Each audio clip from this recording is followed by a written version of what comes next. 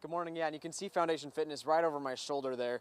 It's pretty small. You might pass it right by if you're driving down this road in front of me. But if you go inside, you'll notice that it's worth stopping in. 1, 2, 3. Dale Stamper feels right at home at Foundation Fitness. For one thing, he loves exercise, always has.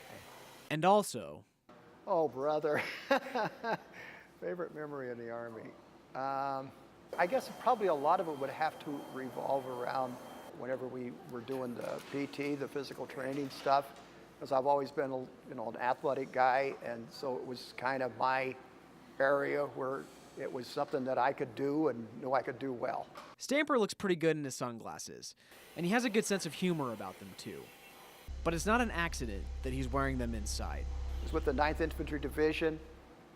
We were in the Mekong Delta area, and one day when we were going into an area that was kind of a new area for us, I encountered a landmine, and as a result of injuries sustained there, I lost my sight. Foundation Fitness has clients from all backgrounds, but veterans get to use the facility at no cost. And for disabled veterans like Stamper, that's especially meaningful. When I'm here and I'm working out, one of the trainers is going to be right there working with me personally. I've been able to refer other veterans, even a couple of blinded veterans, and get them here and get them working out. And the reason why I can feel confident with that is I know the commitment of the staff that's here to the veterans. That commitment from Foundation Fitness comes from the top.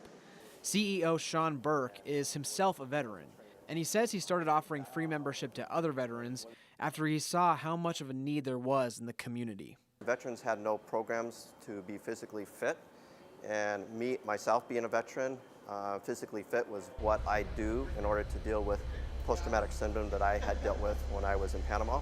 You bring a lot of demons back when you come from the military in a situation like that. 22 veterans a day commit suicide. And when you start putting all those pieces together, I knew in my heart I had to do something. And to be able to work with these veterans, and I've had veterans come in and said, if it wasn't for this program, I would have been one of those 22. And when you hear things like that, it's your drive to keep making this program work. Burke says Foundation is able to offer free services thanks to generous donations. Recently, they received this $50,000 AntiGravity Treadmill from the Lynn Ruffin Smith Charitable Foundation. By relieving pressure on the joints, it allows clients of all ages to run without pain. And for blind veterans like Stamper, it also enables a newfound freedom. I'm able to spend an hour there on the machine, and I don't need somebody to be guiding me. I can just do it. And I like that part of having that sense of independence. When we put him on that treadmill, he said, for the first time in 50 years, you gave me my freedom back. I was stunned, and that was the purpose for this facility.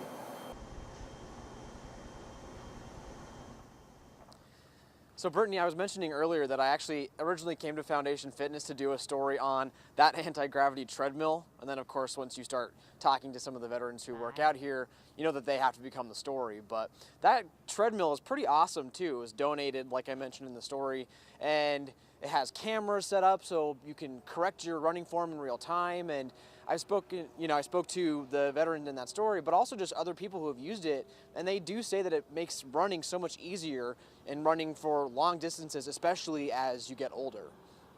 Well, it's nice that it's going to have dual purposes there. It will help just your average everyday person, and obviously what it has done in that community, and obviously at that gym in particular for veterans, we liked it. Thanks so much for sharing that story, Rob, this morning. 7:48 on the dot now on this Thursday.